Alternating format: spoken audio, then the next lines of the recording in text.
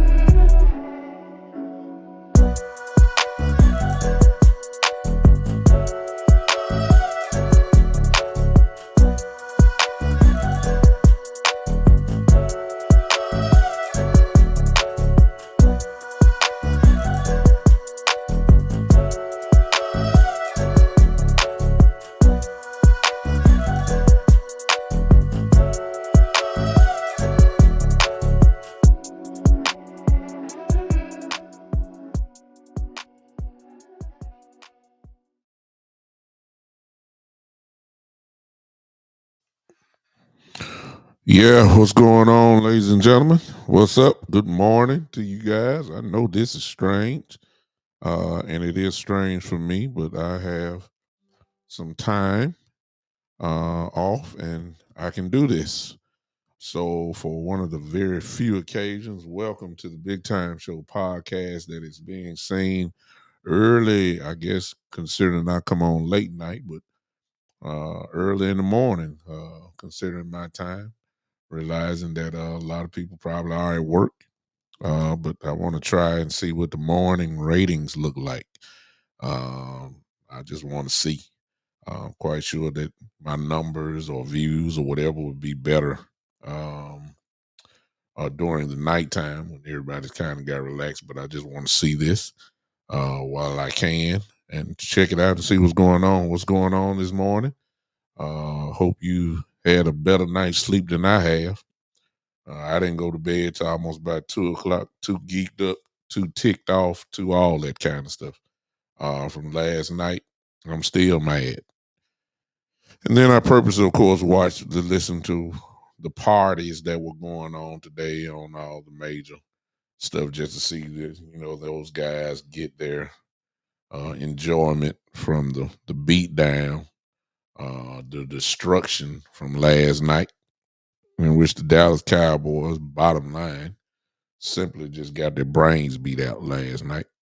Totally unexpected. If you were with me last night, and I appreciate all of you that came on last night and watched the show.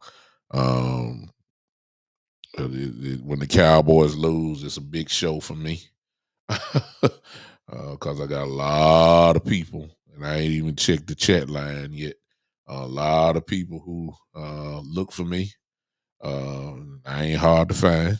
And here I am again to give you a part two because after today, and I may even do one tonight. After today, I'm done with the 49ers. I'm moving on to the Chargers. So you better get your throat, get all your joy in now.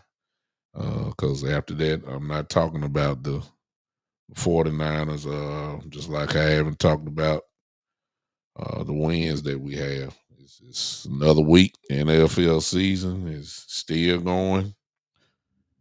We're going to move after that. I don't know who that is calling me because I haven't opened up the line, but it was somebody from Arizona. I don't know if that's my school calling me or somebody, but I'm not ready to do the lines yet. All right, let's speak. Let's see what's going on. I ain't been on Podbean in the morning. I don't know who's on there. And I'm looking and nobody's on. Hey, it is what it is. Let me see what's going on here. Oh, God. Freight train. Miss Ty, what's up? Terry. Dylan in the house. What's going on? Everybody Let's just see how this morning show goes. That's what I want to see. I want to see who ain't, make sure. Let's see who is up, who is watching, and all that kind of stuff. We'll see. All right. Where do I begin? I got two things in my head, but I don't know how to keep the flow. Keep the flow going. I got to keep the flow. Let's see here. Um, Too much talking going on. What's up, James? Too much talking going on. It's too much, and I'm talking about in general. I listened to some of the post game interviews, and I don't like I don't like what I'm hearing, and you'll be shocked. Even though this guy bags it up, I don't like what I'm hearing from Michael Parsons. Um, you know, he's saying that we don't think that we're. I ain't got no music behind me. No wonder it sound dead. Y'all forgive me, but I got to have some type of music behind me. So y'all, let me get that together. I'm sorry, I'm still moving a little early. I'm also a DJ.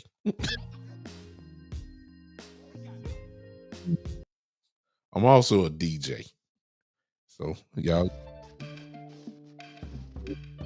yeah, that's some slaw right there. Let me get my stuff together, then I'll be able to move. We'll roll with that for now. All right, we'll roll with that for now. Gucci Mane. So you talk about the stagnant offense. I will in just a second. That's on my list. But I don't like Michael Parsons talking because we don't think that we're not too far away from them. We don't believe that, we beat ourselves. No, you did not. Let's call it like it is. The San Francisco 49ers beat you last night. Whether you a couple plays, couple penalties, or whatever, the 49ers beat the living dog mess out of y'all last night. And just go on, call it like it is. They beat him up. I'll get into that in a second. There was nothing to smile about. There was nothing about the game that you're going to take positives away. Nothing as far as I'm concerned. Nothing. Absolutely nothing. We got beat from the kickoff to the last, to the clock tick down. Even their backups was going at us strong. So I don't like that. I just didn't like it. You're delusional. You're living a false narrative in your brain. We're not on that type of level. The 49ers, I said it last night, I'll say it again. We are not on their level. We're nowhere near close. We're not nowhere near close. Even if you take the last two games in the playoff game, a lot of people trying to see this is when the excuses start. A lot of people trying to lean on and say, hey, we were one possession away in the playoff game. And then the game before that, we were down, but Dak, got ran to the referee. We had a shot and all that kind of stuff. Listen, let me tell you something. When you finish trying to put lipstick on the pig, as I said last night, the bottom line is we lost. Whether it's one possession, 4 possessions, half a possession, we lost. So for the last 3 times we've seen them playoff and regular season, they beat us. Therefore, they have our number. They do. And let me throw this in. It is not a rivalry. In order to be a rivalry, you got to win some. You got to win some games. We haven't beat them. I think that somebody put it out there this morning. The last time that we beat them was when Nick Mullins was their quarterback, and Tony Pollard, I believe it was his rookie year, and he had that gigantic game in Dallas against them where he ran all over them. You know how long ago that's been? We haven't beat them since let's put it this way, since Lynch and Shanahan have gotten there, we haven't beat them. It's not a rivalry. It's history, but it's not a rivalry. Okay? We're not right. The narratives of the Cowboys, as I said last night, but it was proven today. The narratives remain the same. Number one, we can't win the big game. I mean, it is what it is. We cannot win the big game. The big games as of right now are this as far as the NFC is concerned. Of course, there are teams in the AFC, but as far as the NFC is concerned, the teams are the 49ers, the top tier, are the 49ers and Philadelphia, and I'm going to throw in Detroit. I'm going to throw in Detroit as well. Those are the three top teams in the NFC. If you're a Cowboy fan, you're not confident at all in beating any one of them. And I know the record that we have against Philly. I understand Dak Prescott is 8-2 against Philly and all that kind of stuff. But as of today, when you start talking about stopping the run and all that kind of stuff, there's no way in the world that the Dallas Cowboys will be favored against the Philadelphia Eagles, even if that's a home game. Okay? So, I mean, I'm just calling like this. Now, the game coming up, I'll fast forward just a little bit to the Chargers. We do well against those type teams, second-tier type teams and all that kind of stuff. But second-tier type teams in which we're a part of, the second tier, that ain't going to get you nowhere. It might get you out the first round of the playoffs. It might get you out. Might. But sooner or later, you're going to run against one of your heavy boys, and the Cowboys have proven every time we have this big game, or quote-unquote, a measuring stick game or a big game that we are nowhere to be found. The narrative continues. The other narrative that continues is Dak Prescott. I mean, what else can you say? If you saw the game, you can't. I know we got Dak lovers and all that kind of stuff. I understand. But the narrative continues. Here's the narrative. I've said it for years. If you've been following me, even before I started doing the podcasting thing, I used to do the Cowboy Report, where I would just jump on, or either I do a post. I may have not went live with it, but I was saying this: if we go down 10 to 14 plus points, we in trouble. Because I felt at the time that we didn't have the type of quarterback that can bring us back like that. I'm just, and I know it's something, because, you know, when I start talking like this, you go everybody want to say, well, you know, it's a team game, and it is. And you'll start saying, well, the defense didn't do their job, and they didn't. But I've seen a lot of quarterbacks that didn't have their starting offensive linemen. They didn't have their running back, and they still get the job done. I've seen it too many years. And when it comes to Dak Prescott, he is a front runner. As long as everything is there, he's efficient. But if he ever has to, I told y'all that yesterday, if he has to get the ball and we say, hey, Dak, we can't run it. We can't do this. We can't lean on our defense. You got to keep us in this game. I've seen quarterbacks do it all the time. So Dak Prescott just has not done it. It's just the truth. The narrative continues. The narrative continues about Dak Prescott and these interceptions. Against the big teams, he always give them at least 2. Gave him 3 last night. The narrative continues. So it's the same old Cowboys, same old story to me. We held McCaffrey. I think he had 19 carries for 51 yards. You know, on his standards, that's a bad game. So we did the job with him, but again, like we did in the playoff game last year, it was the other running back that got off, which was Mitchell last year. This year, it was Mason who got off. See what I'm saying? We shut down McCaffrey, but we let the other one go. It was just, it's the same thing over and over again. Now, here's the part, and I'm going to show y'all something here in a second.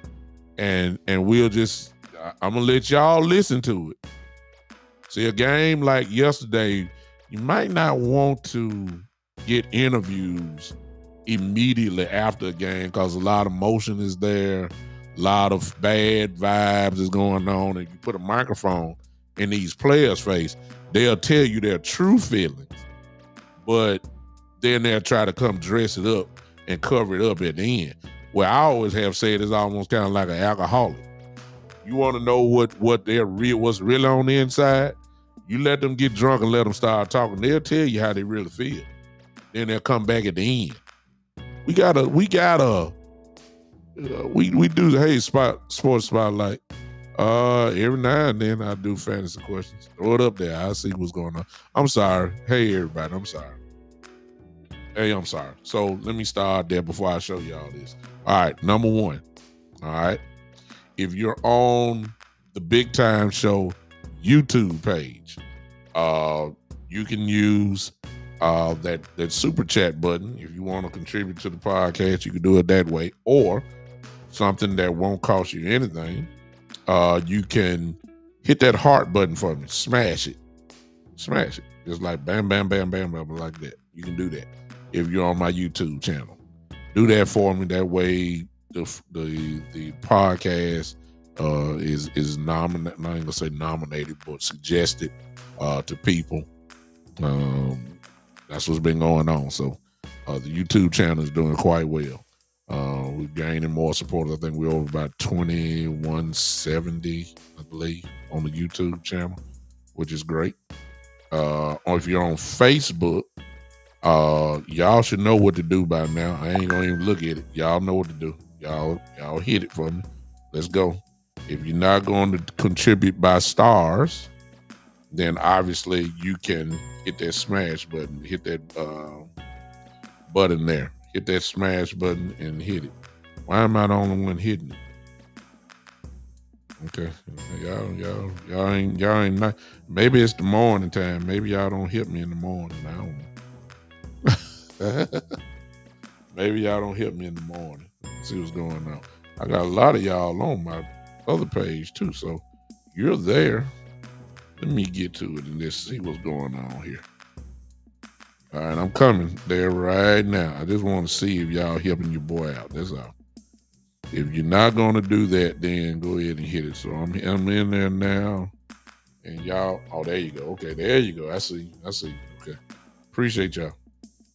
I'm hitting it myself. All right, y'all do that. And I promise you just don't understand what you're doing for your boy here. So just keep doing that during the show. You see on the ticker here, if you want to do Cash App, there it is. If you decide to, it's not a requirement. But I am asking you to hit that like button while I'm talking, if you don't mind. That ain't gonna cost you nothing. Now, let me get to this. I got to show you this. I have to show you this. So, last night, CeeDee Lamb said this. What's the identity of this offense?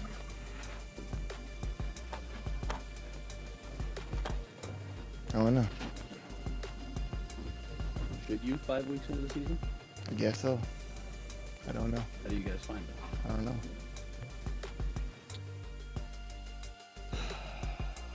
So if you didn't hear the question was, what is the identity of this offense? And then you saw CeeDee Lamb say, I don't know. The next question was, just in case you didn't hear it, they said, well, after 5 weeks, shouldn't you know? His answer was, I don't know.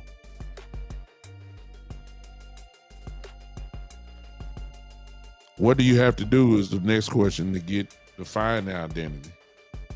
CeeDee Lamb said, I don't know. He wasn't lying. He wasn't lying. Because see, all off season, what we heard was that Mike McCarthy is gonna run the football. Mike McCarthy has got to run the ball. Mike McCarthy, we're gonna run the ball. We're gonna run it down the throat. We got the offensive line. We're gonna run it down the throat. We're gonna run it. We got Pollard. We got Rico. We got Deuce. We got Lemke. We got all these guys, and we're gonna run the ball. There'll be an emphasis on running the ball because we feel like that passing the ball is not the way that we really need to go. One of the problems Kellen Moore got fired was because of him, the lack of running the ball instead of trying to make Dak Prescott an MVP candidate, trying to make him a Pro Bowl player by throwing for 35 touchdowns and all that kind of stuff. It's amazing. And then last night, the first 3 drives, Mike McCarthy got out there and put Dak Prescott in the shotgun formation with the intent to pass. I think he ran it one time out of it, passed the ball all the rest of the way, and went 3 straight 3-and-outs, not one first down. Mistaken identity. The identity is mistaken because they believe Dak Prescott is something more than what he really is. It's been a problem for the last 4 to 5 years. It's been a real problem. And when we get down, the difference between Tony Romo and Dak Prescott was Tony Romo could throw you back into a game. Lord knows we know that because he ain't had nothing else. Other than that great year that he had with DeMarco Murray and that year that, Marion Barber got involved. But even then, he was passing like crazy. One thing about Romo would keep you in the game, and then at the end, usually he'll blow up. He didn't win the big game either. But if you look at Romo's stats, he had 500 yards passing. He'll have 3-4 touchdowns, but he'll have 1 interception at crunch time.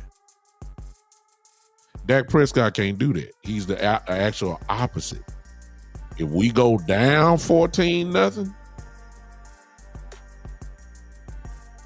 he's not that type of quarterback. He's just not. If it was 14-7, if you can get in striking distance, then Dak can get you. But if he go down 14-21, all that kind of stuff, the game is over. He's not built like that. He's just not. And I ain't scared to say it. And I know some of y'all gonna get upset. And it is what it is. He's just not that kind of guy. He didn't win though, can you? We was down 38-3, and the Green Bay Packers started playing off. They left everything underneath. They wouldn't let you get behind them. I know what game you're talking about. You're talking about that playoff game. I get that. But that was 38-3. If you got a soft zone, you ought to be able to do something. That's what brought us back. And then we tried to tighten up, but then we didn't win. He brought us back. He had a big game. You know, he did that, but he didn't win. There's not been a real big game other than the Tampa Bay game, which was a 7-9 team last year. They were done. Tom Brady was done. We all know that. But at 7-9, they were division champions. And it was a playoff game, and it was on the road. And Dak Prescott showed completely out. I'll give him that. Oh, my God. He looked like an all-world quarterback for that one. He did. He was big time. But other than that big game, what real big games have he won? Yeah, I mean, we ain't talking about the postseason. I'm talking about these games where everybody say, okay, if the Cowboys win this game, all right, we got to change the narrative a little bit. Which one of those games has he really won? He has, and it's not all on him, but he's a big part of it. A huge part. Huge part of it. But then again, that's on McCarthy. What really ticked me off last night, if y'all remember halftime, when they came back out the locker room, there was an interview.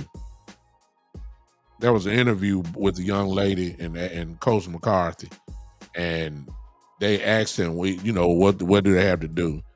And he said this. He said, I gotta get more balance. Excuse me? He said it last night in the postgame, like I did a bad job at balancing. You think? What in the world kind of game plan are you putting in place that when you're going against a physical football team, a physical defense, what in the world made you think that the finesse approach was going to get it done, Coach? I don't understand it at all. You had to hit the whole line was back last night. The line that y'all said we're going to run the ball with. And the first 3 series, Dak Prescott was in the shotgun. The whole drive, 3 straight 3-and-out. What made you think Dak Prescott was going to carve up the San Francisco 49ers by passing the ball? I just don't understand the logic of it at all. I still don't understand it. It's mistaken identity. You're thinking that Dak Prescott is on elite status. That Dak is just gonna carve you up. Dak is just gonna beat you up. Dak is gonna really get this thing going with. Wrong approach. Dak ain't.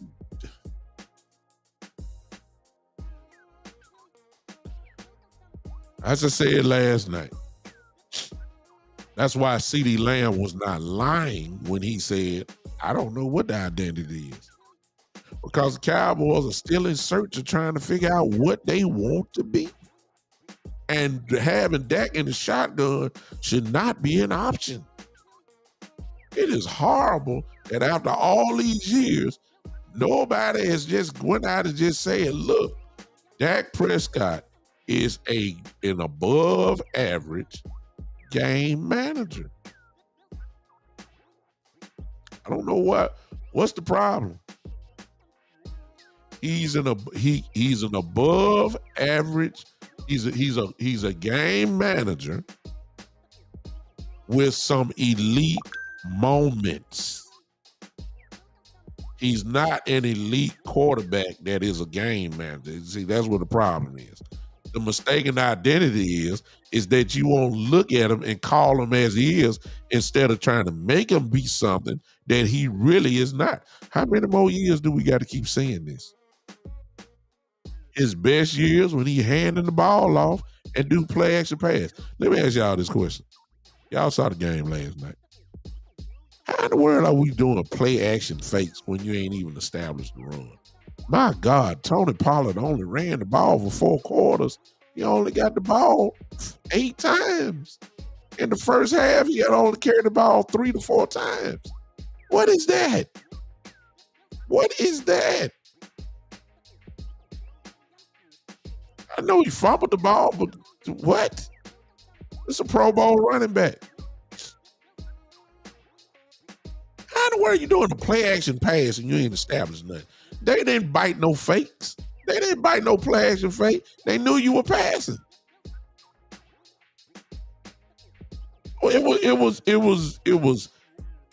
It's a mistaken identity. They got to make it. Okay, you got this big physical offensive line. Use them. You're not using them by having them pass and pass protection the whole game. You're not doing that. That's not. This is common sense. You let them go forward and lay on people and hit people, not get hit by backing up and let the defense attack them. That's crazy. What kind of game plan? You sitting there and tell me all week long, this is the game plan Coach McCarthy came up with? Really? That's the game plan? It was totally ridiculous. It was totally ridiculous game plan from the start. You didn't put your players in a position to win. That's coaching. We just blame Dak all we want to, and what that's the case. I put a lot of blame on Dak as well. But start from the top. Started from the top. That's coaching. You're thinking Dak is something that he's not. And the sooner that everybody figure this out, that's when you'll see the better football team. Does that mean we're going to win and all that? I'll take my chances. But lining up Dak Prescott in the shotgun, that's a recipe for disaster as far as I'm concerned. He's not that type of quarterback. He's good. He's a good quarterback once he get everything going. He is not. No, Dak ain't better than David, whoever David Williams is. Please don't ask me that ridiculous question. We all know Dak is not better than all those guys. It's just that simple. We know Dak is not that guy. Well, Frederick, you make a good point there. Here's my question. Frederick makes a great point. Better pass out the pocket with roll out, dash his boots. Where were they at? Where were they at? Where were the rollouts? Where were the dash boots? And let me say this. A lot of y'all begging Dak Prescott to run. Let me tell y'all something. Just in case you ain't noticed, he ain't never been fast, but he's slower now than he's ever been before. And the reason why is because that ankle injury took something away from him. So everybody begging him to run. He can't escape the pocket too quick now. He's strong, but he can't break away because he's just not that fast anymore. Not that he was fast in the first place. Just not that. He don't have the escapability like he used to.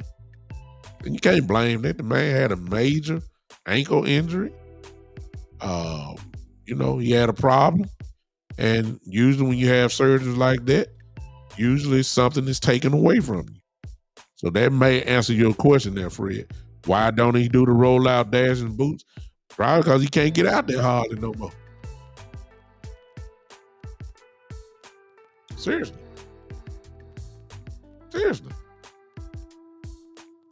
Oh, Dave, you're right. I said it at first, but that's why we play the games. And as I said before, what's up, Ford? As I said before, I'm not one to stand on it, David. I'll correct myself when I'm wrong. I ain't like everybody else. So to answer your question again, he's not better than at least 3 to 4 of them in the NFC. He's not. So there you go. That's what you were looking for. You got it. He's not. His play says that he's not better. He's not playing better football than Purdy. He's not playing better football than Hurts. He's not playing better football than Jared Goff right now. He's not. That might be where he is. Everybody else that you might throw up in the NFC, I don't think they're better than that. As of right now. It's just that true. So it's a mistaken identity. The quicker everybody makes Dak Prescott a game manager, the better off we be. In other words, please get the ball to your running back. You don't necessarily have to be Pollard the whole game way. You don't have to be that. But please get the ball to the Heat. Give it to Rico. Give it to the Deuce. Give it to Lemke. You got 4 running backs. Use them. But certainly having your number 1 running back at the end of the game with 8, I don't understand that. I don't understand at halftime, when a game was somewhat close. I don't understand why Tony Pollard only had 3 to 4 carries at halftime. There's no way in the world you can convince me. When it was 7-0, then it became 14-7. Why isn't Pollard in the game? Why is he not involved in play calling? I don't get it. I don't get it. And then this. I'm just going down my little list here.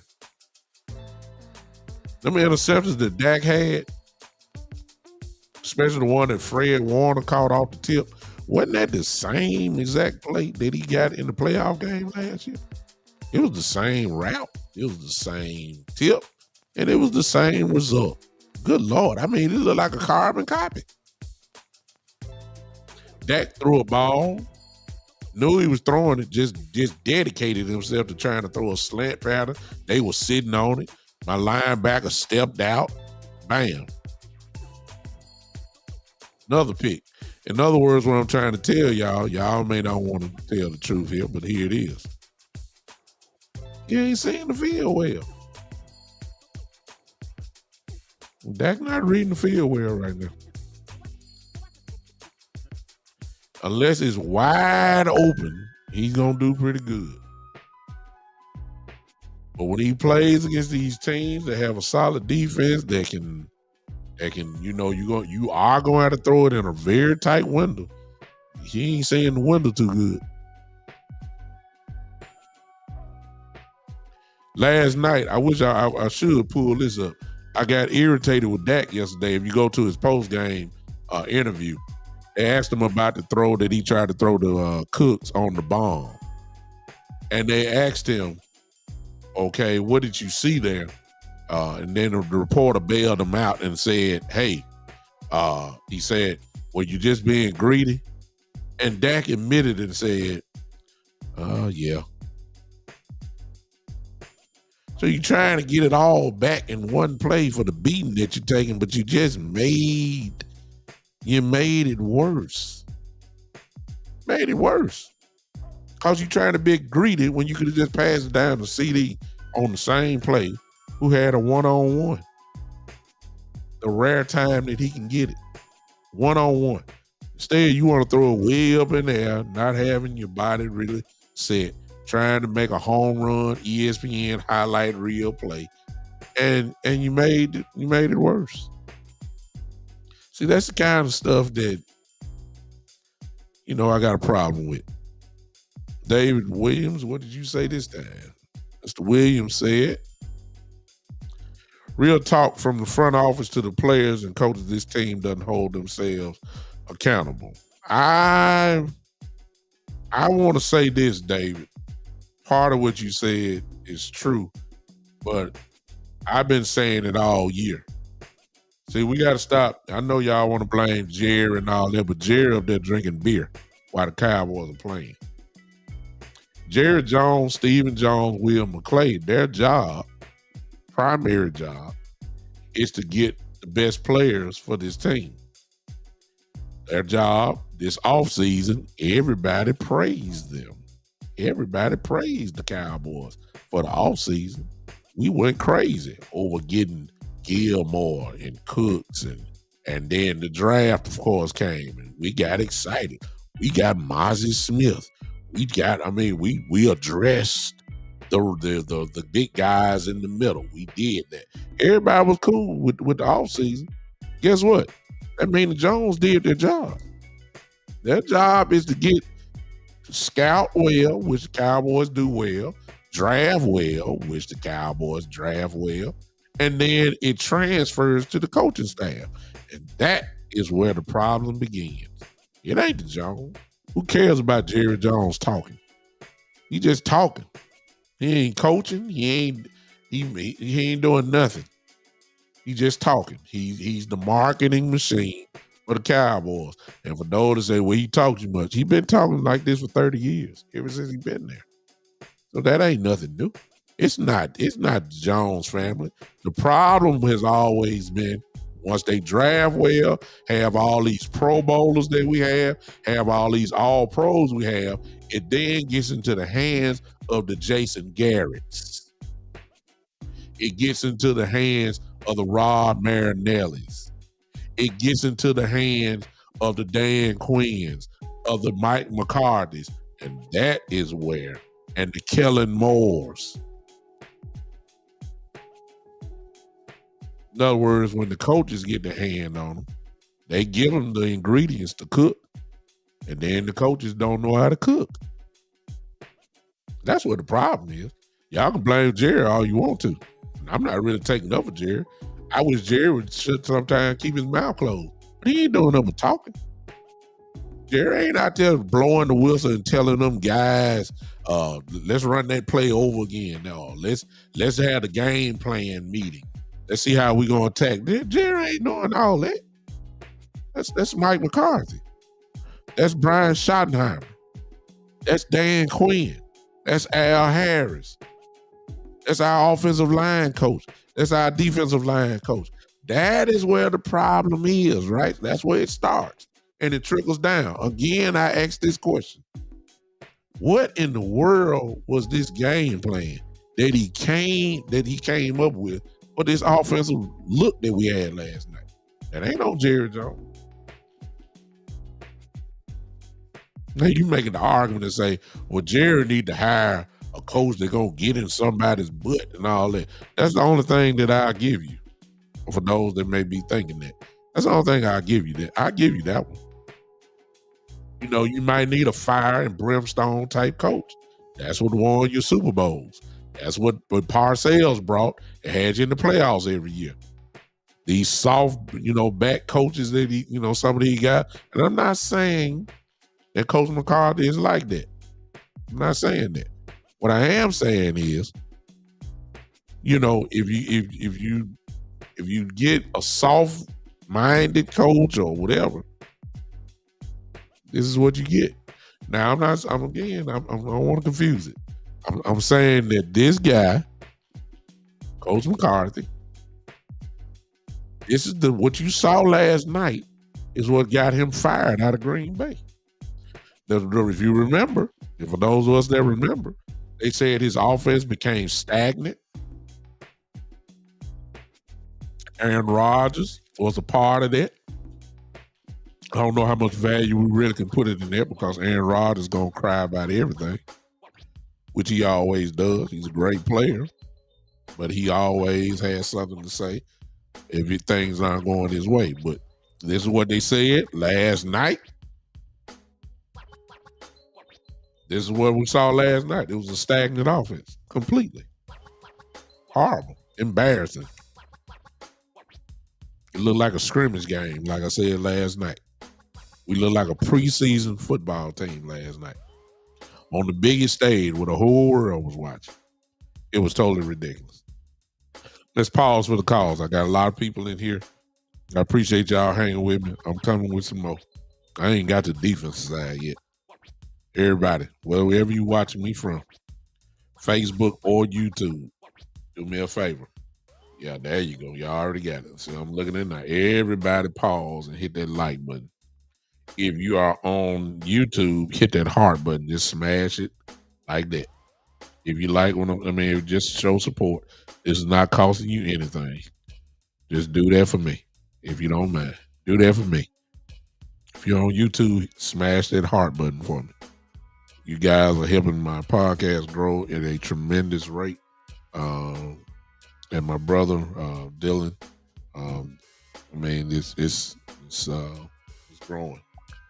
All right. I got a problem. We don't know what our identity is. and we're 5 weeks in, and by now you ought to should know how to play based off the talent that you have. That we don't know what we want to be. We know we're trying to make Dak Prescott an MVP candidate, trying to prove everybody he's a $55 to $60 million quarterback. And let me say this. Now all this stuff is coming back. I told y'all, pay attention. Y'all want to know why Trey Lance got picked up? Okay. I'm not doing the call-in line yet, whoever this is. But you know what? You calling in, so I'll take it. I'll be nice. Uncle Charles. Uncle Charles. Never met you before, Uncle Charles, but welcome to the Big Time Show. What's going on? How you doing this morning, brother? Not too well. What's going on? Well, I'm gonna say this, and I'm gonna get on about your hair, man. Let me tell you something, bro. I'm like you. I'm not feeling right this today, but I'm blessed to be alive. But I guess that's one good thing I can say.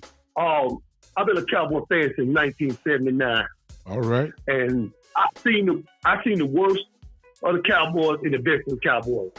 I'm gonna make this statement, and if you want to tear it apart, put a magnifying glass on it, I appreciate it if you do that. Let me say this, and I'm gonna say this, and I don't want this to be, and I'm gonna say this because I love my team, and when you love someone, you tell them the truth. Yeah.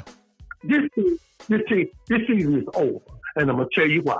Okay. I'm gonna tell you why. Okay. And I'm gonna get on knock your head out. Okay. This season is over. Let me tell you something. They started off the year blowing the Jets out, and they looked real good. Okay. But on the schedule, the 49ers was on the schedule.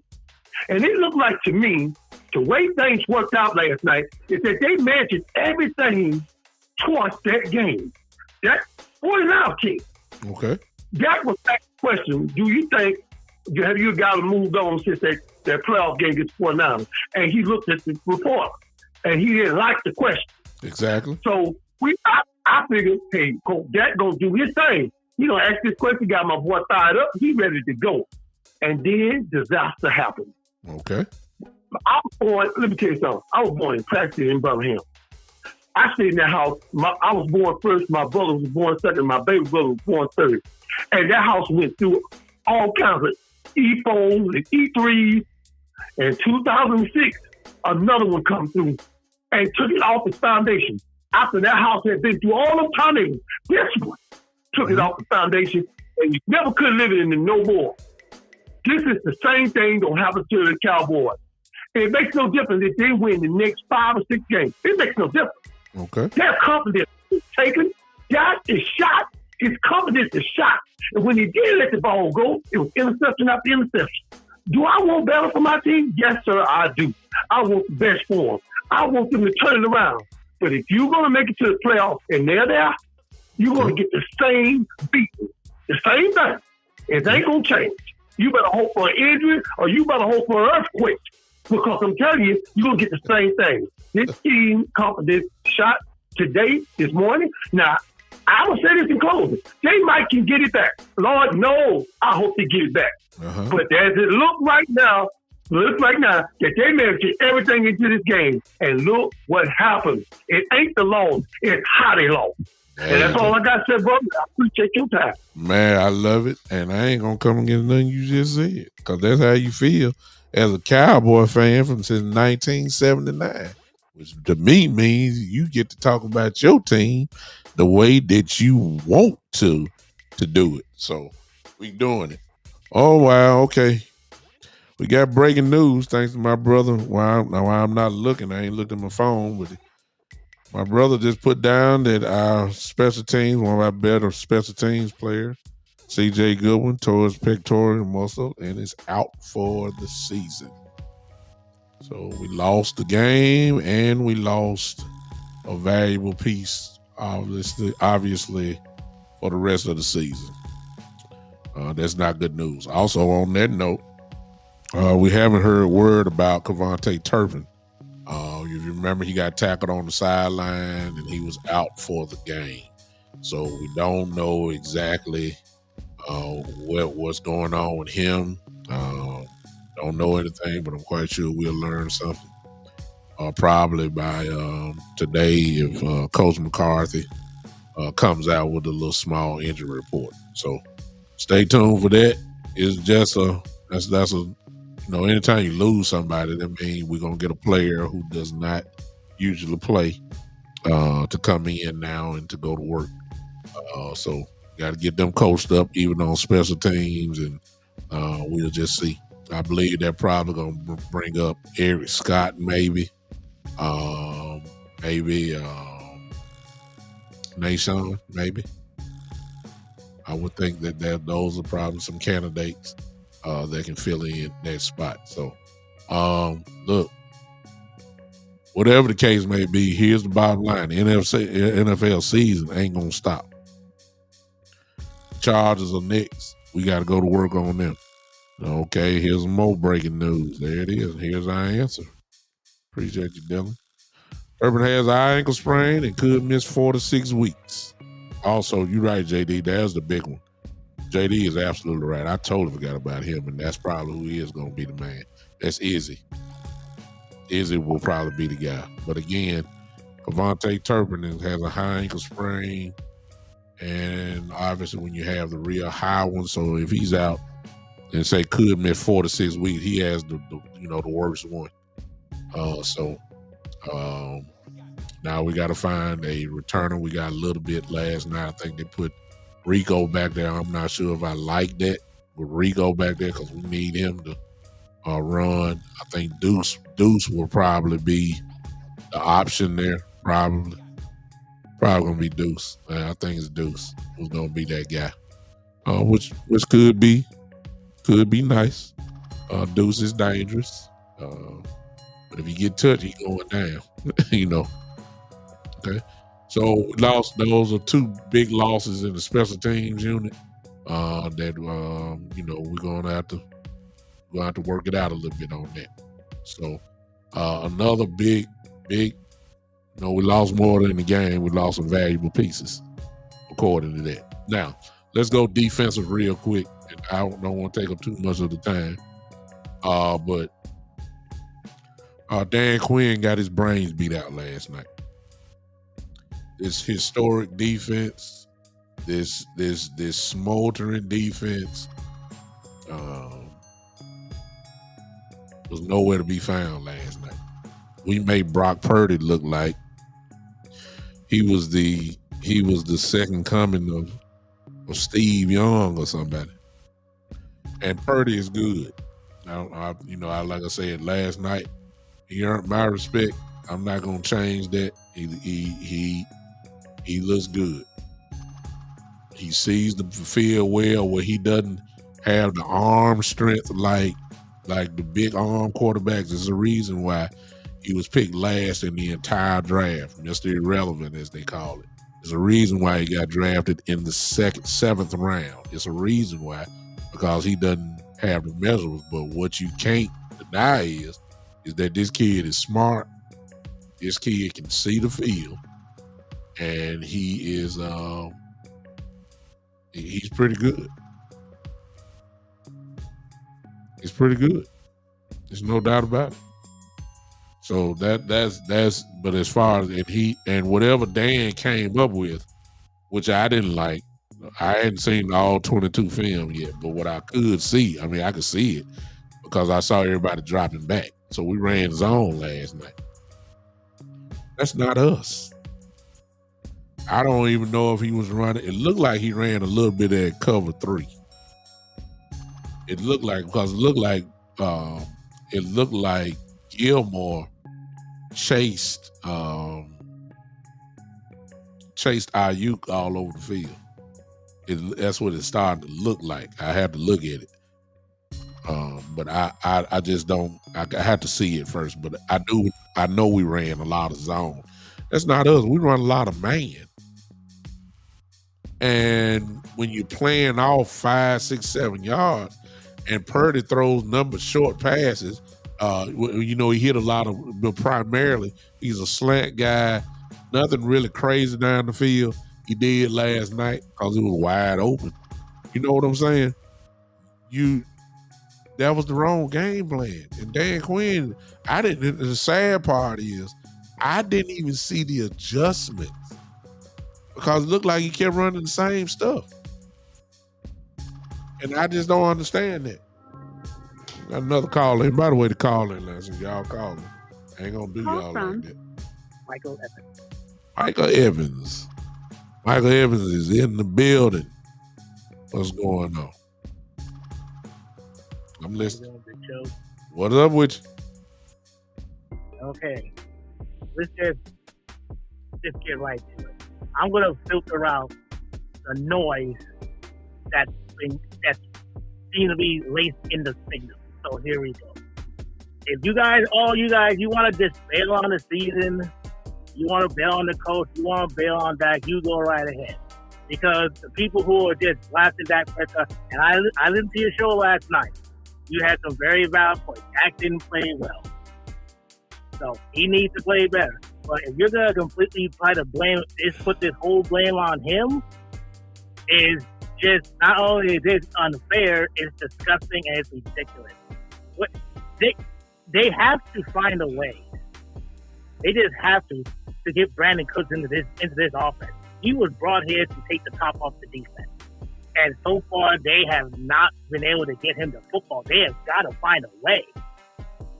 And I was all for the releasing of Ezekiel Elliott, but it's pretty obvious they are missing a power back in this offense. They just are. And you were right. You said last night, this is more of a finesse team.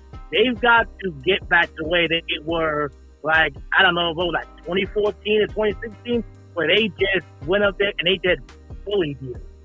They just bullied you with the run. They ran the ball down your throat, and that helps in the passing game. The running game helps open up everything else.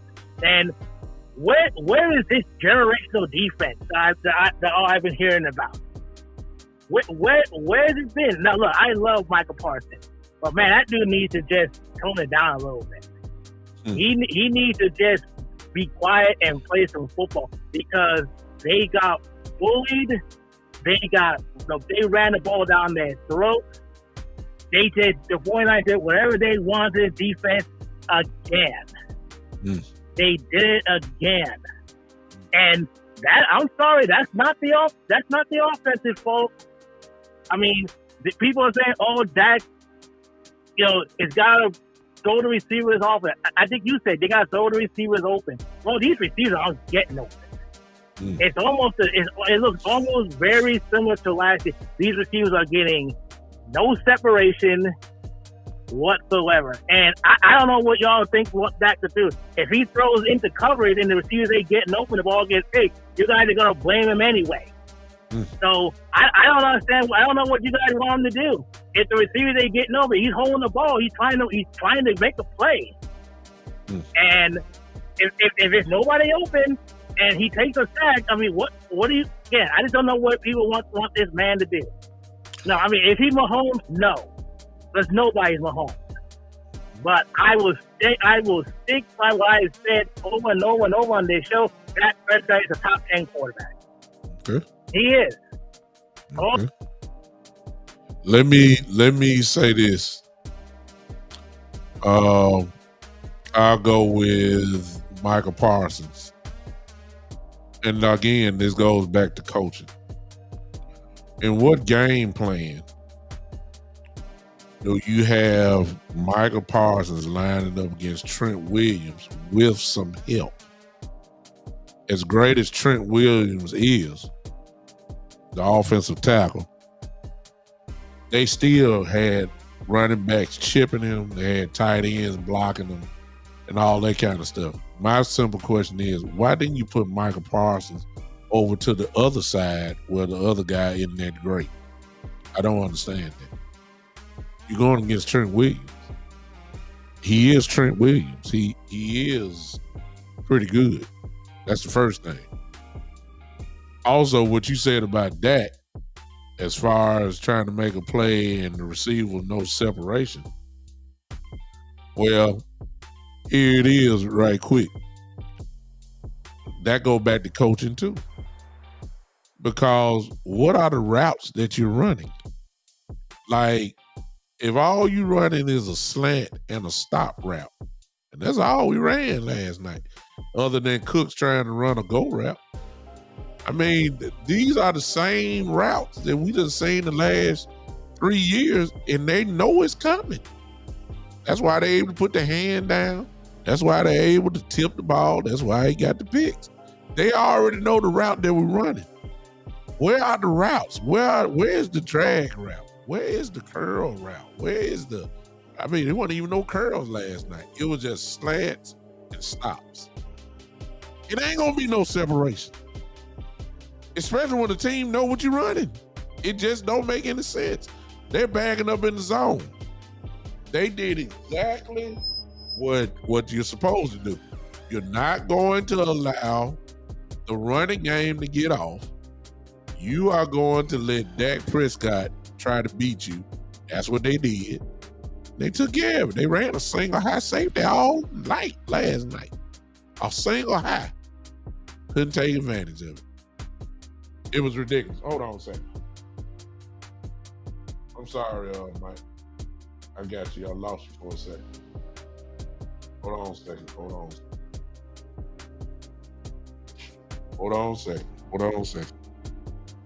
a second, Mike.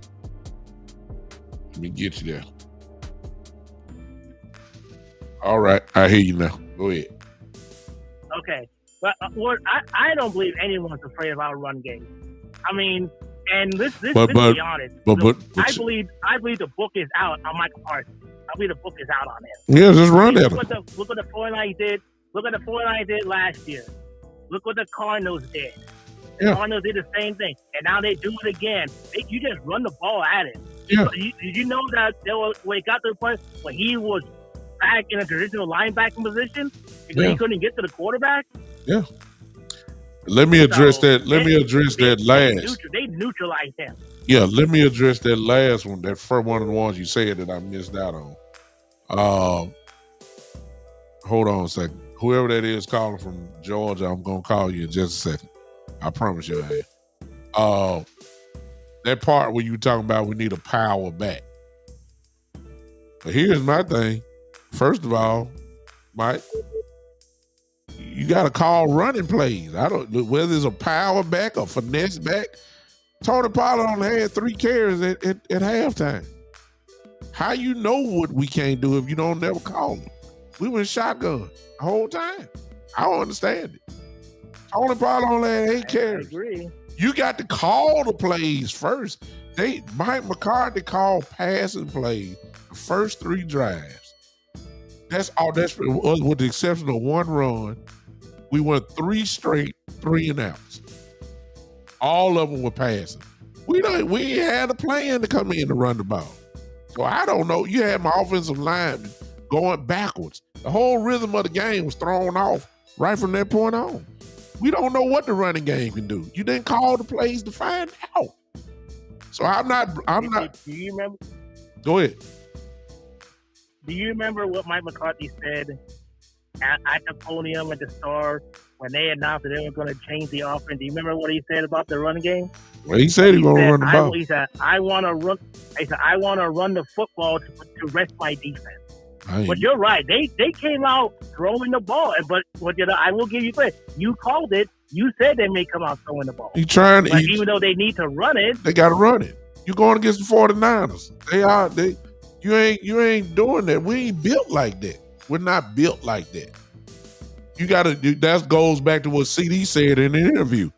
Do you know what our identity is? He said no. We don't know what we want to be. We don't know. We don't know if we want Dak to lead it or we want to let the offensive line and the running backs lead it. That's the part we're still struggling with. And it ain't just started now. This is the same thing that went on with Kellen Moore. This is the same thing that went on with Scott Linehan. It's the same thing. We had Romo. We tried to make Romo the MVP. We had Jason Garrett. We tried to make Tony Romo again the MVP. We tried to make Dak Prescott the MVP. We had to beg him to run the ball with DeMarco Murray, Marion Barber, Zeke Elliott. Do we really remember that Zeke Elliott would, if Zeke Elliott got 14 carries in the game, we were shocked. We were shocked. We ain't never risked our. I don't know what happened.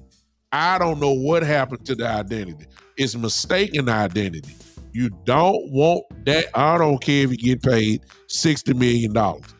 He don't need to be lining up in shotgun the whole game. He is a rhythm quarterback. And when he don't get in rhythm, you get what you get last night. It's just that they said the Cowboys said, Mike McCarthy said it at the beginning of the off season, in OTAs, minicamp, they said that they were going to run the football. Mm-hmm. They promised it. And another thing they said that we haven't shown all of this technical offense. We don't need to show. Everything that they said during the offseason, they said everything was going to lead up to this game. They said this is the game. They're going to bring everything out. They said they were purposely holding things back. Well, for this game, everything was going to come out, and it didn't. So they better get it together because Chargers are next. Well, so I think they better get this together. I think they will look good against the Chargers. I'm gonna say that now. I think we're gonna win against the Chargers because the Chargers are not on that type of level. The Chargers are kind of where we show out at. You know what I'm saying? We'll do well against the Chargers. Those are the games where we can win. Right now, it's a whole philosophy change. These big games, we looking like pure sloth. And that's the bottom line. Mike, I appreciate it. I'm going to get to these other calls, man. Thank you, man. Thanks for calling me. All right. Thank you. Appreciate you. All right, I'm about to call. Y'all hold up on the call. I'm about to call this number from Georgia who called in. Let me see who it is. Whoever that is, I'm calling you back. I ain't forget about you. And here we go. Appreciate y'all hanging with me. This morning show looks pretty good. No. Hey, who is this? It's Cowboy J. My man, Cowboy J. What's up, man? What's up with you? Man, I'm just trying to process this loss, man. Y'all right, man. They don't know what they want to do. Don't know what they want to do, They man. got the turn after the fumble with Tony Pollard and decided, well, we're not going to run the ball no more. Well, and since you just said that, Cowboy J, let's remember when Pollard went down in the playoff game, they gave up, or Kellen Moore gave up on the running game completely. It looked like the same game from last year. I'm serious. They didn't give it to Malik Davis. They put it in Dak's hand, and 2 interceptions later, here we go. They stopped running it and put it in Dak's hand, and here we go. 3 interceptions later. 3 and out. I mean, all going nowhere. Come on. The defense staying on the field, getting wore down. Come on, man. And then, I'm gonna tell you, I saw a lot of Tyron Smith standing around on run plays. I'm like, man, while everybody else flying to the ball, 2 seconds after the ball snap, he's standing up looking at somebody. Like, dude, will you block somebody? Yeah. Like, man. Yeah. You go back and look. You'll see him standing around watching them games, tackle the ball. Like, dude, where the guy you was blocking at? Yeah. Where is he? Yeah. Only the pile. On your running back. Yeah. It was crazy. They did the same thing the Rams did to us on defense. On 49ers. They put a lot of tight end fullback chipping the end, and a lot of misdirection and tight formations. A lot of times, like the Cowboys didn't know where to line up at because there were so many 49ers around that line of scrimmage within the hash mark. They weren't lining people up wide. They was lining people up tight and making it a physical game and making them linebackers and safeties decide who they gonna cover. Cowboy J. Them dudes were wide open down the field. Cowboy J, I played football. I watched tape. Then I watched tape now. If you saw how the way and for those of you that got the all 22, just to prove me right, I need y'all to look at it when y'all get it. When the coaches tape part come out. they lined up Cowboy J actually with, it wasn't just Fred Warner and Greenlaw there at linebackers. They were lining up almost like 4 guys side by side there with 4 down linemen. And then you had a cornerback and another cornerback and a single high safety, which means you were going to be one-on-one, even though they may have dropped back. They may have put it in the zone.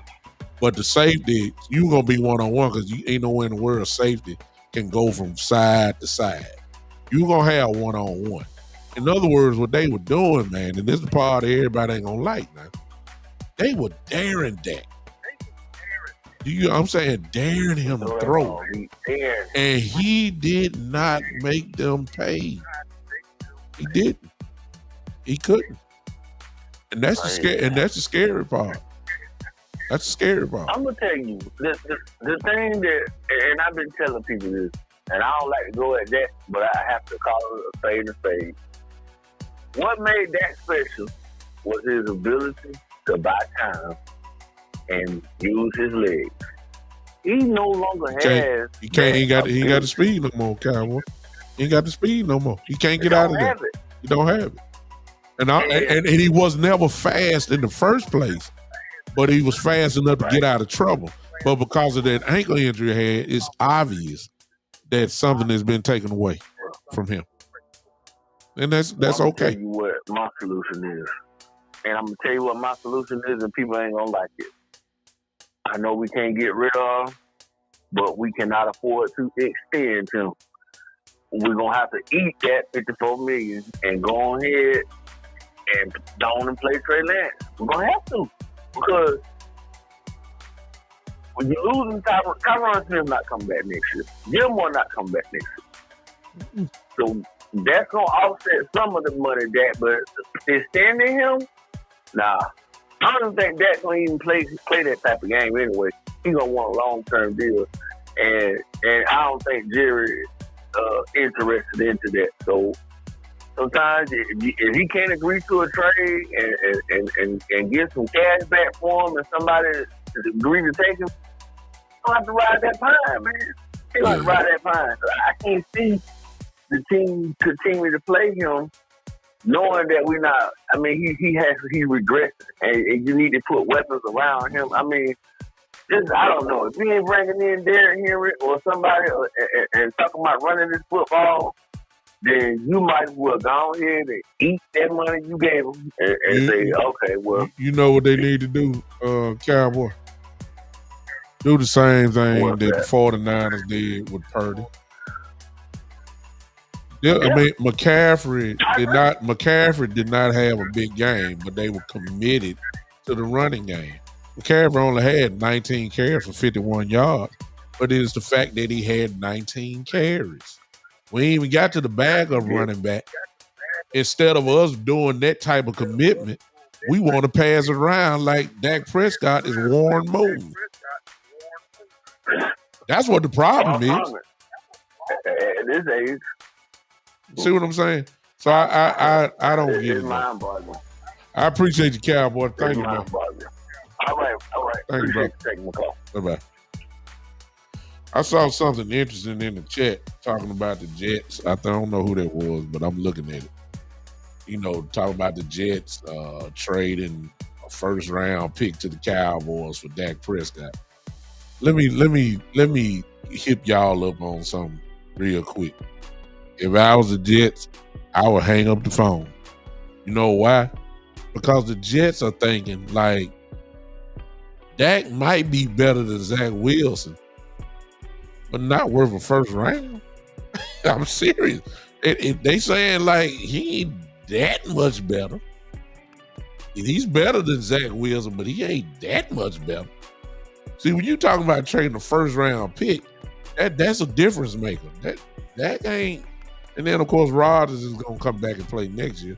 You know, in the world, you paying both of them. So, let's stop.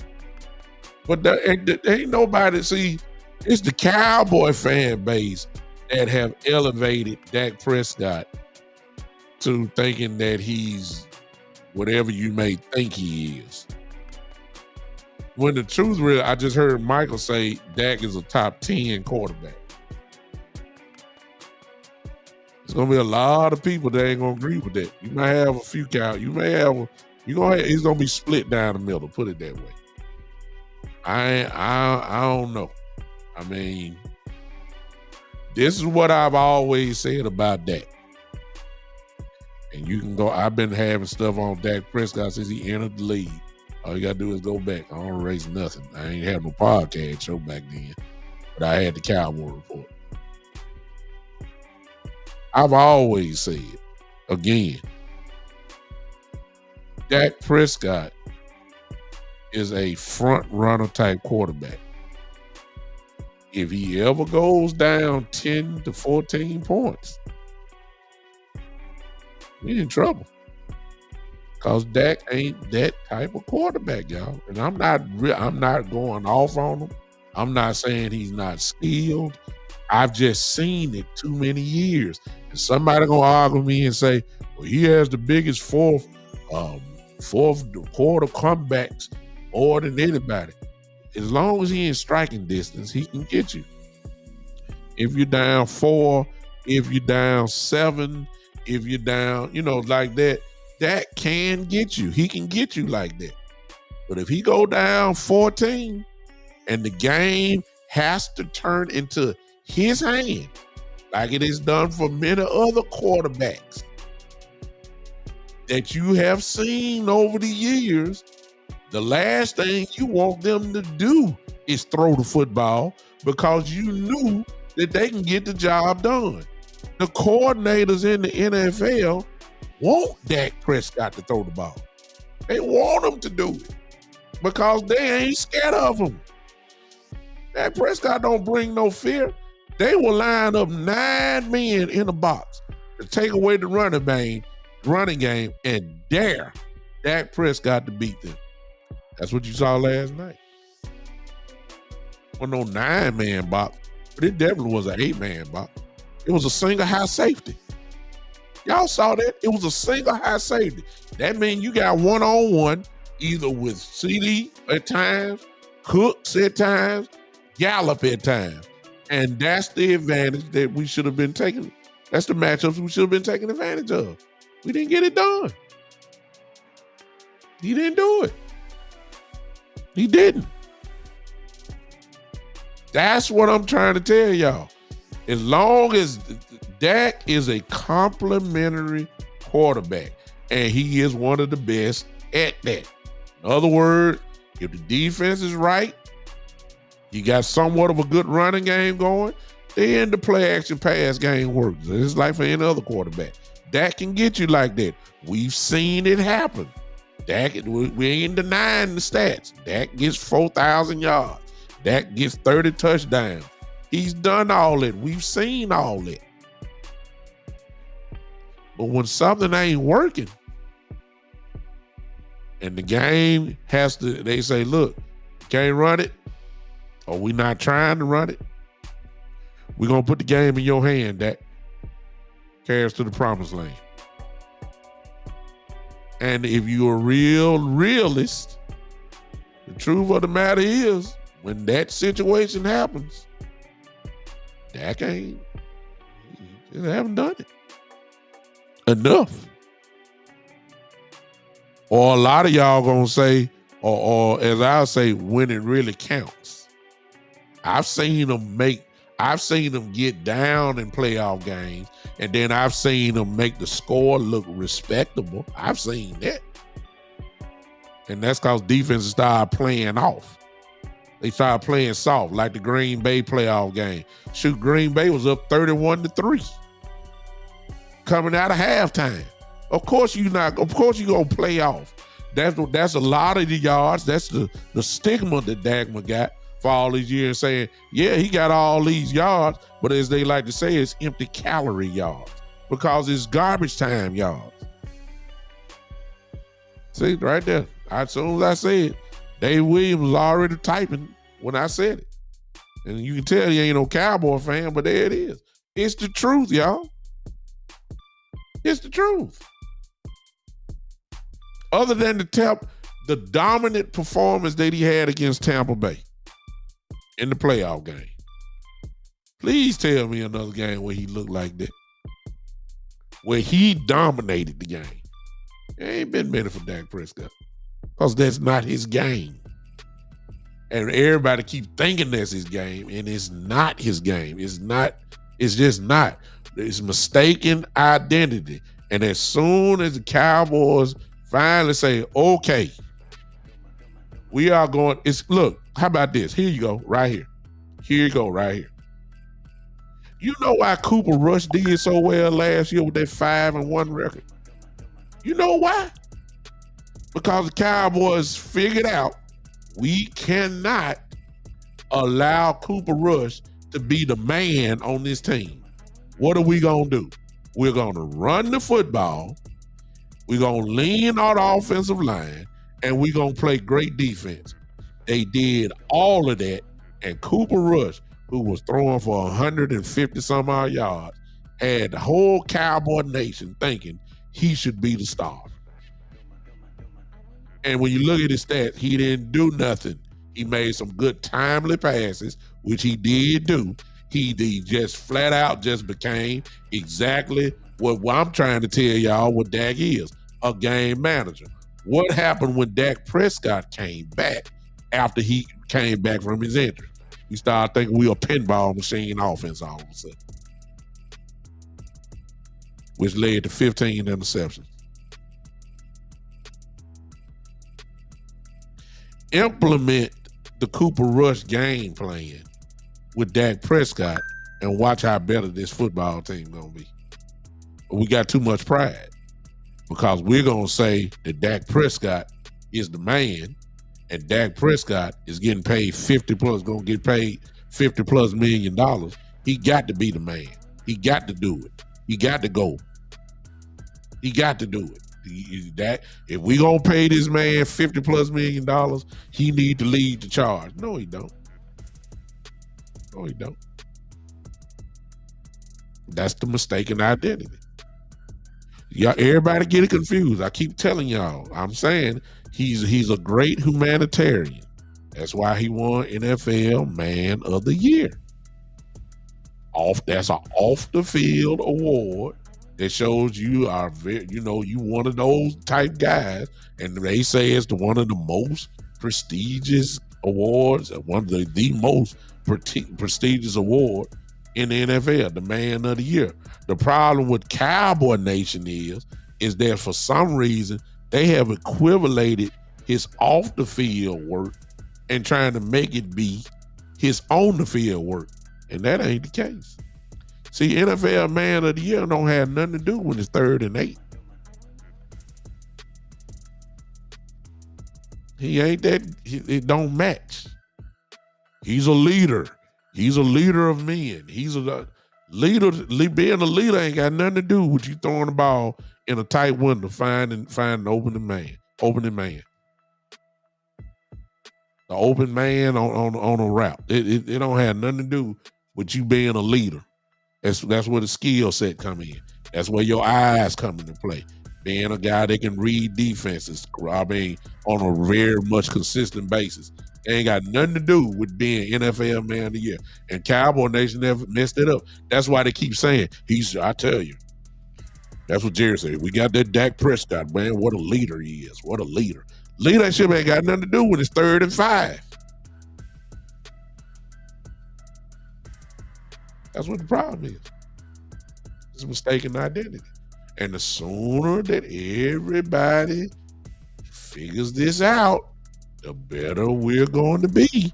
But until then, we just going to keep lining up in the shotgun and let Dak Prescott try to throw the ball everywhere, which led to 3 straight 3-and-outs. Starting the game off.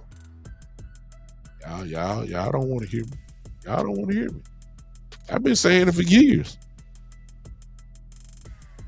We'll look good, and then you have a game like the Chargers where we're probably going to score a lot of points. Huh? We're gonna have a lot of points probably. I think we're gonna score. I believe we're gonna win against the Chargers. And then everybody come back next week. See, I told you about that. I told you. It'll just be the exact example of the Dallas Cowboys like a roller coaster, up and down. No in-between ground, up and down. They win spectacularly, and then they lose spectacularly. It's the same old story, and that story been going on even before Dak Prescott, while he was in high school playing quarterback, while he was at Mississippi State. It's the same Cowboy narrative. Up, highs of the high, lowest of the low. Today we're at the lowest of the low. But guess what, y'all? We got Sunday coming. Excuse me, Monday night, whatever it is we playing, whenever. The season goes on. It's only week 5. A lot of football left. They got a lot of time to get this stuff together. You know. It's just they better get it in gear because this is a real meaty, if you let me say that, a real meaty part of the season. This next 4 or 5, excuse me, we got a bye week sandwiched in between there. But these next 4 games, it's either going to put us in a real good spot or it's going to put us in a spot where we're going to be battling for the wild card before Thanksgiving. Just that simple. They you know, CD said it best, and some folks going to say, well, and I'm gonna do that again so y'all can see. And CD was not lying. Now y'all gonna say, hey, he was he really don't, he was upset and all that. But you know, when you're upset, that's when you tell the truth. All right, I'm gonna let y'all hear this again. This was the truth. This was the truth. Y'all listen to this. This is what CD said after the game. I guess so. I don't know. How do you guys find it? I don't know. What did that defense do tonight? Let me rewind They it did a back. phenomenal job. Rewind it back. What's the identity of this offense?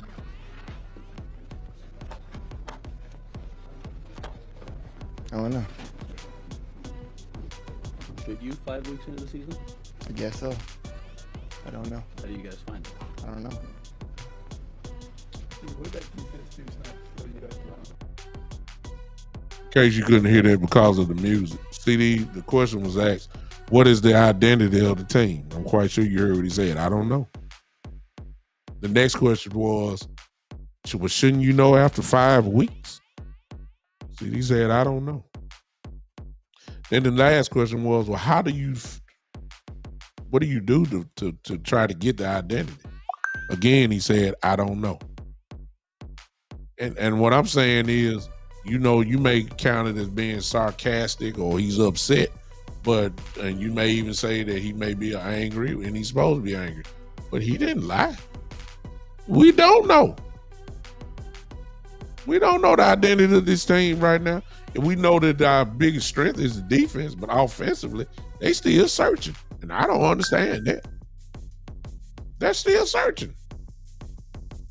They're searching for an identity. And after 5 weeks, you already should know what we need to do. I know what shouldn't be the identity. I know what shouldn't be the identity. And here's what shouldn't be the identity. It shouldn't be Dak Prescott lying up in no shotgun. I'll say that. No, sir. No, ma'am. It shouldn't be Dak Prescott throwing the ball. I mean, come on now. No. You got this great line that you're saying the line's supposed to go forward, not backwards in pass protection. I know I just said it 3-4 times, but I'm really lost with that. I'm serious. If you got these guys, let them go forward. Run blocking. Give the ball to the running backs. I don't get it. I don't get it. I don't get it. And until we change that, that's when you should know what to do. And I see Mike put up the 4 next games. And I think David says that all 4 teams run the football. Even if you don't run the football against the Cowboys, you will, or you should. You should. Well, I still got the same questions. Can we stop the run? Still got the same questions. I still got the same questions I've had for the last 3-4 years. Can we stop the run? And since I'm still asking that question, the obvious answer is nope. Gotta call it like it is. All right. I'm done. That's enough. That's enough. I'm putting the 49ers to bed now. They put us to bed. I'm moving on. I'm done. All y'all 49er fans are here. I told you what it was. We got our brains kicked in. Y'all are the better team. Y'all destroyed us last night. Brock Purdy is a real good quarterback. He probably is on his way to his first Pro Bowl. And I'm going to go ahead and say it like this. He should be getting some consideration for MVP votes right now. I'll give you that. The defense is the best defense in the league. The 49er defense is. No question. Complete shutdown last night. They are the best team in the NFL right now. They are right now. To me. That's what my eyes are saying. I know some Philly fans that'll probably say, what about us? It just really all depends on what your eyes saying. Philly is playing extremely well, also. Those are the two best teams in the league. Obviously. A team that is playing very well, that deserves some recognition, as crazy as this may sound, are the Detroit Lions. They are whipping people. Just throw in, even though Miami is, lost a big game there. Miami is a very dangerous football team. They can run a pinball machine, score up on you real quick. I know they lost the other week, and that's fine, but they're a team that you ain't gonna be able to pay attention to their record. Their record, that they can kill you. These are the teams that's kind of separating themselves right now, to me. I was gonna say Buffalo, but they lost to Jacksonville yesterday, so I'm not gonna give them that type of credit. Cowboys are not there. They can, we got a lot of work to do.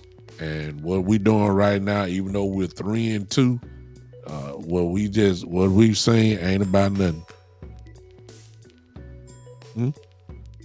It's just that simple. It is what it is. Now, things as we all know, you can call in real quick. Greg, I see you. You can call in real quick. Call in. I got you. Oh, I didn't see that. Did I miss a call? Okay, no. You can go ahead and call in. Better come on, because if you ain't coming, I'm going to shut it down. I appreciate all you guys doing it. Hey, while I'm waiting on this call to come in, go ahead and do what you do. If you don't mind, let's do it. Let's pause real quick. You know what? You calling in, so I'll take it. I'll be nice. Uncle Charles. Oh, no, that's old. Okay. Let's go ahead and hit it, y'all. Y'all don't mind. Come on, hit it for me. Hit that like button if you don't mind. Help your boy out. Go ahead and do it. Go ahead and do it. If y'all don't mind, hit that like button for me. And let's see where we going. There it is. I'll call in. Call from Greg. All right, Greg. What's up, Greg? What's up with What's going on? I don't know. I'm a little disappointed about last night. I'm not trying to disappointed. Very. They got away from the game plan. They didn't even start the game. Well, they got to the game plan. It was the wrong one. Shoot. Exactly. They exactly. Somebody said 12 personnel. Me and my brother was watching it last night. My brother, he a Miami Dolphins fan. Mm-hmm. I mean, he was watching it last night. He said that was crazy.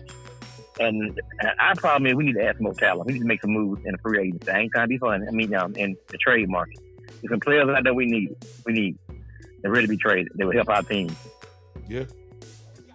Well, like everybody loves CeeDee Lamb. I'm making anybody on this thing can hear me. Would you trade CeeDee Lamb for Devontae Adams? Yeah. He wants to be traded. I would do it, but Devontae Adams. Here's the question: Devontae Adams would Devontae Adams want to play with Dak Prescott? Because I read he want to be traded. Well, he might want to be traded, but Devontae Adams want his numbers and his touchdowns too. Dak, a lot of guys ain't gonna want to play with Dak. Receivers not, because their numbers go down. He said he want to come to Dallas.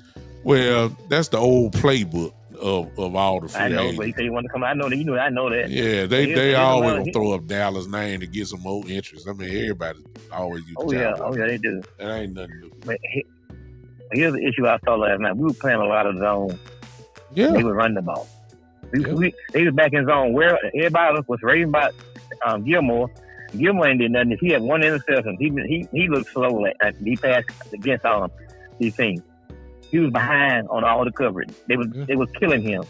Yeah. He supposed to be a shutdown. He supposed to be a Hall of Fame cornerback, but he's not. Yeah. Now, here's another name. I'm gonna throw it to everybody that everybody don't want to hear. Patrick Surtain. Yeah. That's another name. Yeah. He's 6'2", 23 years old. I keep up with this. His dad said he ought to be traded. Well, out of Denver. Denver is going down. That's another name. I give him a first round draft pick for him. But you keep forgetting the main thing, though, Greg. What's that? You know the Cowboys, how much they value draft picks. You know we ain't giving them no draft picks. You know that. He's not worth. What we got right now. I love Bland. That we're not attacking him. They're going after Gilmore more than Bland. Well, to be honest with you, the dream would be nice if you're gonna say that, but you already know what the Cowboys thinking. I don't think Gilmore want to win. Nah, Gilmore won't be here next year. The way they're gonna say it, they're gonna let Bland and Diggs be your starting cornerbacks next year. They ain't finna trade away draft capital. That ain't finna. Okay, I'm just throwing some names out. Oh, okay. Here's when CeeDee Lamb was drafted. I remember Patrick Queen's name was on. He was one of our obvious picks, but we didn't pick him. We told CeeDee Lamb. Now Baltimore says they're not going to pick up his 5th-year option because he's tradable. He plays linebacker. Why can't we trade for him? Trade one of our defensive ends for him. Baltimore may want more because you're not trading away DeMarcus Lawrence. You're not trading away Parsons. So Dorrance Armstrong might be your guy. That's what I'm talking about. But Baltimore may want a little bit more than Dorrance Armstrong. And so again, the Cowboys would probably they value all them picks they got. That's the only thing I'm gonna say. Yeah, but we're feeling a need at linebacker. I watched him play, and he's worth it to me. Yeah. Now everybody's talking about Trey Lance. Everybody's talking about it. I'm gonna give you a team that need a quarterback. We can trade him too. And they got a player we can get. Atlanta. Falcons need a quarterback. Well, I don't think Atlanta's gonna do. Atlanta ain't gonna. Who on Atlanta? Everybody talking about we trade for. I don't think Atlanta would do the trade because what everybody keep forgetting about Trey Lance is Trey Lance haven't played because of injury, and Desmond Ridder actually has more experience than Trey Lance has. And Atlanta ain't doing too bad. They ain't gonna trade with Trey Lance. Desmond Ridder's not playing good. When they show a lot of Atlanta Falcons games here, and I watched them, and he's not. They might well put Cooper Rush back there. Well, they're talking about. Yeah, everybody talking about Lance. You know, Lance got to beat out Cooper Rush for the second job. But the thing about everybody keep forgetting about Trey Lance is Trey Lance hasn't played any football. He has not. Exactly. He ain't played no football. He ain't played no football. He's been hurt. And so he's really still kind of like at rookie stage. He's athletic, got a big arm. Everybody will know, but the games that everybody's saying, when as far as number one receivers goes, man, nobody want to play with Dak Prescott. Your numbers go down when you play with Dak. If you getting 1,500 yards a year, when you come to Dallas and play with Dak Prescott, you might get 1,000. You ain't gonna be no first team all pro like Devontae Adams is. Devontae Adams, I mean, he won last year, but I'm saying he's that type of guy. And keep in mind your contract, the incentives in your contract says that if you're a first, second team all pro, you get X amount of dollars. So a wide receiver is gonna want to look at who the quarterback is and take it from there. There ain't nobody want to play with Dak Prescott. Not like that. Not those type of guys. Make a move. Those kind of moves they need to make by trade deadline. That'll elevate this team better. Cause I watch how linebackers play. They don't flow well. The Cowboys might make a move, but it ain't gonna be as dramatic as you may, dramatic as you may think. They need to make some moves. Yeah. If they don't, it's gonna look, and like you said about Dak, I talked some stuff about him. He'll a little bit better than Cooper Rush. But when I watched the game last night, he looked scared. He looked hesitant. Yeah. Like he was patting the ball, looking for CD. And when he played against the Jets, he didn't do that. He looked and threw the ball. He wasn't doing that last night. Well, the only problem with Dak, the only thing with Dak is his cap hit is so much. You stuck with him. You're gonna have to do something. Yeah. Next year, his cap hit be like 50, $40 and $50 million. Exactly. They can't get rid bench of him because why would you bench that money? You can't cut him. Yeah. The only hope that you really got for Dak is that he doesn't ask for $55 to $60 million, which he probably will. And if he asks for it, he's going to get it. And then we'll be talking about, that's what's going to happen. We're going to end up be saying he don't deserve, folks were saying he didn't deserve $40 million. You know how they're going to act when they get 60. Exactly. So most of these quarterbacks that's playing right now got them money on deserve. Well, yeah. Everybody knows that. Yeah. Only who really deserve is one. And you know who that is. He in Kansas City. Yeah, Mahomes. Yeah, that's right. Yeah, everybody's earning it. I mean, everybody's getting paid. When they get paid, they whole mindset change. You ain't never noticed that? Yeah. Everybody's changing. I watched the game last night. I just saw how he was hesitant. He was hesitant. Cut two of them sacks, he scrambled into him. He could have stayed in the pocket. Yeah. Or he could have ran.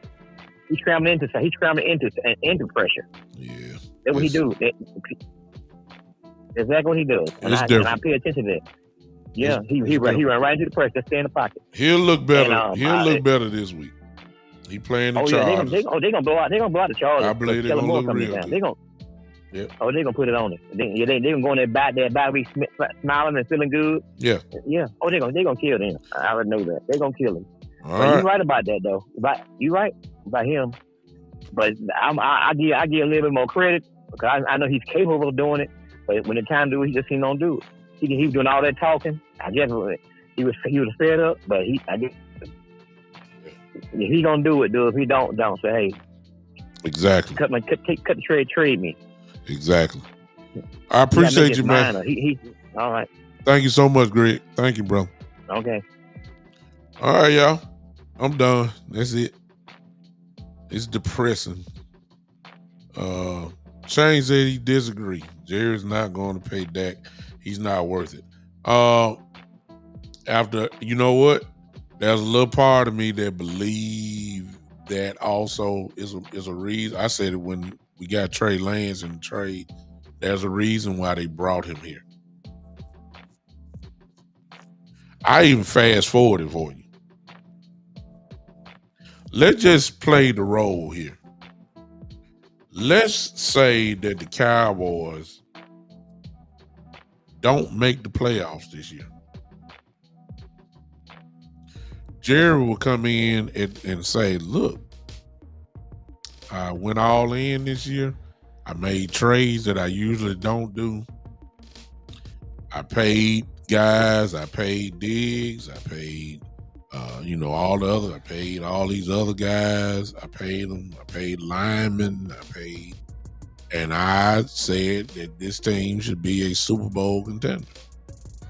And if I said you're a Super Bowl contender and you don't even make the playoffs, then I need to make some changes. That's what I would be saying. I would be saying that. So if you keep Trey and you really fast forward him, which I don't think, I believe that his goal is to get past Cooper Rush to be the second quarterback, and then here we go. You don't want to pay a guy $55 to $60 million that's going to kind of handcuff what you do as far as the salary cap goes. You really can't build around that a lot. You just can't. So if I got this young 23-year-old kid here in the back and we can develop him and get players around him, they give me a chance to start over again and hope that Trey Lance comes along for the party. I think that's what they, until Dak Prescott name go on the chain, that's what I'm saying. Until Dak Prescott name go on a contract, I think that's in play. Or if Dak Prescott does not give the quote-unquote discount,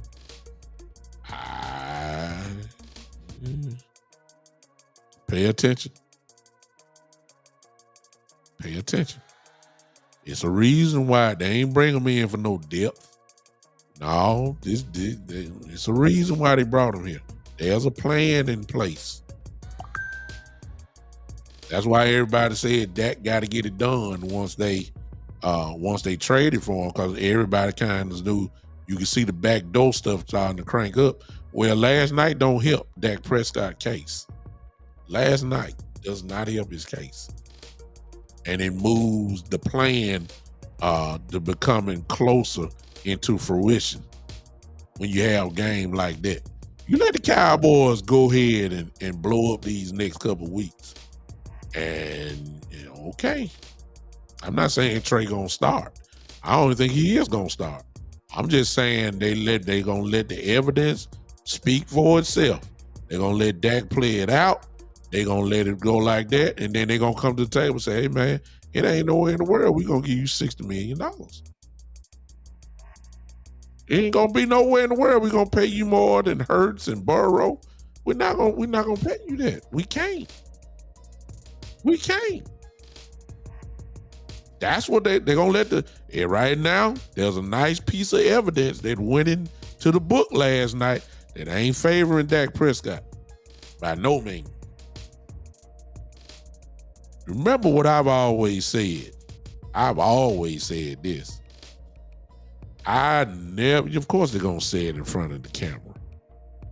And a lot of you gonna say, well, they paid them $40 million. That's because they had no choice. Where else they were gonna go?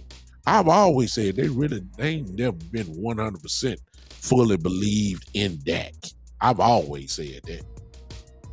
They always talked about him for his off-season stuff. He's a great leader. He's a great man. He's a great this. He helps people. He does this. But when you ask him about his own field play, they really just started talking about that last off-season and this season. Prior to that, they ain't say really nothing about that. They just said what a great leader he is.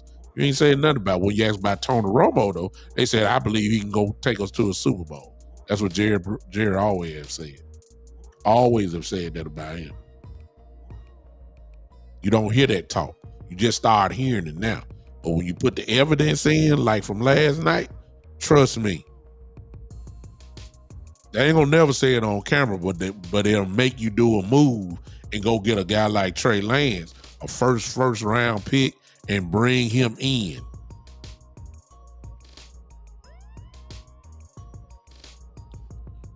Michael Parsons, I see Dylan put that in. Michael Parsons is delusional. Everybody heard that quote that he said.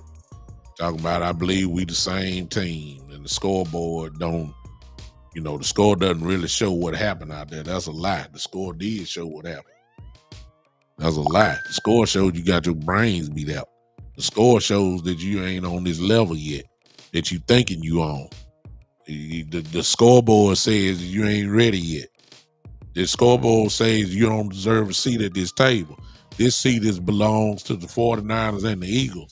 Everybody else was saying it belonged to the Cowboys, the 49ers, and the Eagles. The scoreboard, the 49ers said, man, get y'all raggedy tail off this table, man. Go on somewhere else. We'll deal with Philly when we deal with it. This the only seat that these only got 2 seats here. And Detroit is knocking at the door. Detroit is knocking at the door this year. They're knocking at the door and say, hey, y'all do know. Y'all do know we right here now. That's what Detroit is saying. San Francisco said, yeah, y'all thought y'all was kind of at the table. Get y'all raggedy tails away from over here. They took the seat and threw it out the window. That's what they did to us last night. Y'all go on back down there to that second tier NFC team. Y'all try to win there, and then when we see y'all later on, if we see y'all later on, and y'all come and show us what y'all done learned. We gonna try to beat y'all brains out again, but show us what y'all got different. That's the position. We outside the room telling Philadelphia, we gonna get y'all. Y'all next, we gonna get y'all. We gonna see y'all twice. We gonna get y'all there. Philly right here doing this water, right, get a glass of tea and just start drinking. Just like, oh, okay. We'll see y'all in a minute. That's what Philly doing. They ain't looking at it. They got their eye focused on the 49ers, trying to keep up pace with them. I'm done. Before I start doing comedy shows around, y'all know I'm crazy. All right. I'm out. Appreciate y'all hanging with me. One last thing. Do it one more time for me. Everybody get your phone, hit that like button. Do it. Do it for me real quick. I got about 8 minutes left. It ain't gonna take but about a minute and a half for y'all to everybody smash that button. If you're on YouTube, smash that heart button. Do it. Help your boy out, man. Help your boy out. I appreciate everything y'all have done for the show. Thank you to my brother Dylan as well from the Variety Sports Network. Great marketing agency who has helped out Big Time Show tremendously. But it's just not him, it's you guys as well. Appreciate all of y'all. Are y'all hitting that like button? I ain't even looking at it. Just hit it for me, and I appreciate you. I might come back on tonight. I doubt it, but I'll be on again this morning show thing. I saw the numbers pretty good. I might do it. I might try the nighttime, do a comparison. I got all week to handle this type of stuff this week. So you guys will see me this week a whole lot, and we're going to take it from there. All right? Appreciate y'all. That's it for today. This has been the one and the only. Dylan said it might be a 3-peat on 1,000 shows over the last 24 hours. Well, if that's the case, it's because of these folks in here. They like Big Time a little bit, Appreciate y'all, man. It's because of you guys. Thank you so much. I'm out of here. This has been the one and only, the Big Time Show.